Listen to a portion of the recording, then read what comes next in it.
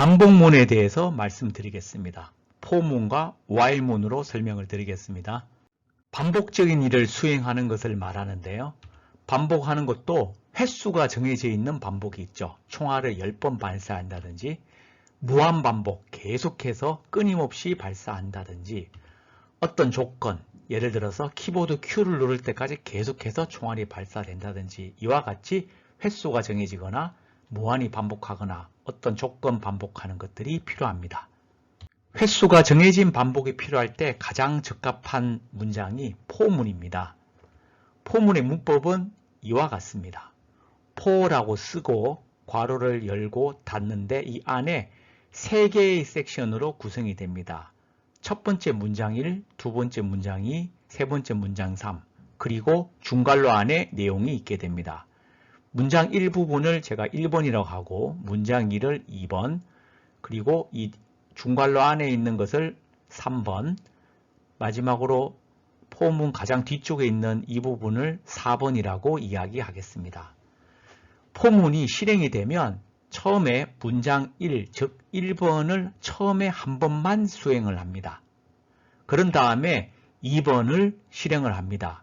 2번은 조건을 따지게 되기 때문에 관계연산으로 우리가 기술을 하고요. 예를 들면 x가 y보다 크냐 이런 식으로 물어보는 관계연산을 작성하게 됩니다. 그리고 나면 그 결과가 참이 될 수도 있고 거짓이 될 수도 있죠. 그래서 참이면은 3번을 수행하고요. 거짓이면 4번을 수행합니다. 3번 같은 실행 순서는 보면 참이니까 요 중괄호 안에 있는 거 이것을 실행을 하게 되고요. 그런 다음에 실행이 끝나면 마지막에 있는 이 문장 3, 이 부분을 실행을 합니다. 그런 다음에 다시 2번으로 돌아가서 검사를 수행합니다. 그럼 또 참이나 거짓이 되겠죠? 이것을 반복하게 됩니다. 만약에 문장 2에서 참이 아니라 거짓이 됐다. 그러면 이 포문을 벗어나서 빠져나가게 됩니다. 그래서 이 부분은 말로써 지금 했던 거를 요약해서 글로 써본 부분이고요. 실행하는 예를 본다면 한 번 실행하는 경우는 1번, 2번 하고 폴스가 되면 빠져나가는 경우가 있고 그 다음에 1번, 2번을 해서 참이 되면 3번, 4번을 수행하고 다시 2번을 체크하죠. 그리고 폴스가 되면 빠져나가는 이런 예가 있을 수 있고 세 번째, 2번 돈다고 그러면 1번, 2번, 3번, 4번 다시 1번에서 true가 돼서 3번, 4번 폴스가 되면 빠져나가는 이런 방식이 되겠습니다. 이그젬플로 살펴보겠습니다. 이 예제는 합을 구하는 예제입니다.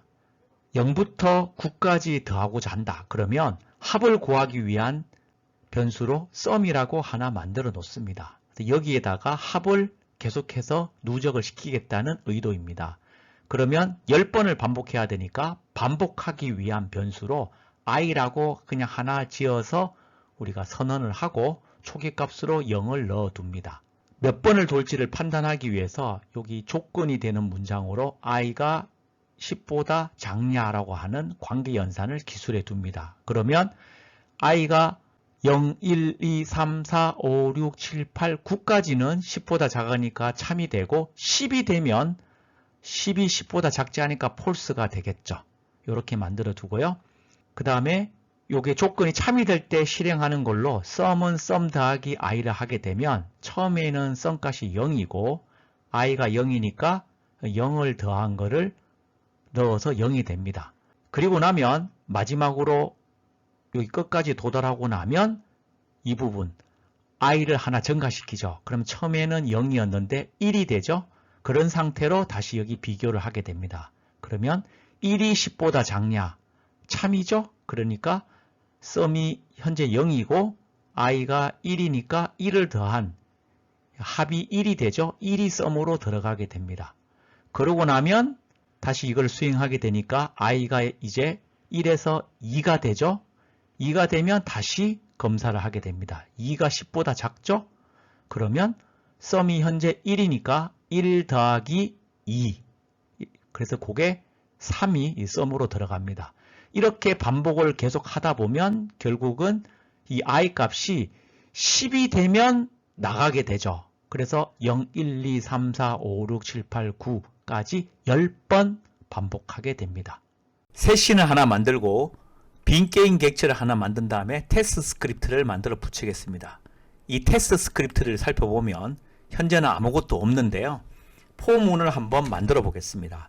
만약에 안녕하세요를 10번을 수행한다고 가정해 봅시다. 그러면 반복하기 위해서 포문하고 int i라고 해서 반복을 위한 변수를 하나 선언합니다. 그리고 10번이면 i가 10보다 작은 동안에 이렇게 하는 것이 일반적입니다. 0부터 9까지 움직이기 때문에 10번을 반복하게 됩니다. 반복할 때마다 debug.log로 안녕하세요를 출력하게 해줍니다. 한번 실행해 보겠습니다. 안녕하세요를 1번, 2번, 3번, 4번, 5, 6, 7, 8, 9, 10 10번을 출력했다는 것을 볼 수 있습니다. 이번에는 합을 구한다고 하면 합을 저장하기 위한 정수를 하나 만들고요. sum은 sum 더하기 i 하면 0부터 9까지 더하게 되겠죠. 이게 좀 마음에 안 들면 이렇게 해도 됩니다. 1부터 시작해서 10보다 같거나 작을 때까지. 이래도 결과는 같죠. 10번 수행하게 되고 이렇게 되면 1부터 10까지 더하게 됩니다. 요거를 출력해 보면 더한 다음에 debug.log로 해서 sum의 값을 출력하면 되죠. 실행해 보겠습니다. 합으로 마지막에 55가 출력된 것을 볼 수 있죠. 앞에서 포문은 횟수가 정해져 있을 때 적합하다고 했는데 특정 조건이 참인 동안 계속 반복할 때는 while문을 쓰게 됩니다. while문의 문법은 이와 같습니다. while문을 시작하기 전에 반복하는 것을 제어하기 위한 변수를 첫 번째 요 문장 1에서 정의를 해주고요. 그리고 나서 while문하고 괄호를 열고 닫습니다. 여기에는 반복을 하는 조건, 그러니까 이 조건은 주로 관계 연산으로 표현을 해주고 이것이 참이 되면 요 중괄호 안에 있는 것, 여기 3번이라고 표시되어 있는 거, 요거를 전체를 수행하게 됩니다. 그리고 나서 다시 문장 1을 검사를 하게 되죠. 그래서 참이 되면 실행을 하고 또 참이 되면 실행을 하고 이렇게 반복을 하게 됩니다. 그러다가 이 문장이 false가 되게 되면 빠져나오게 되는 것입니다.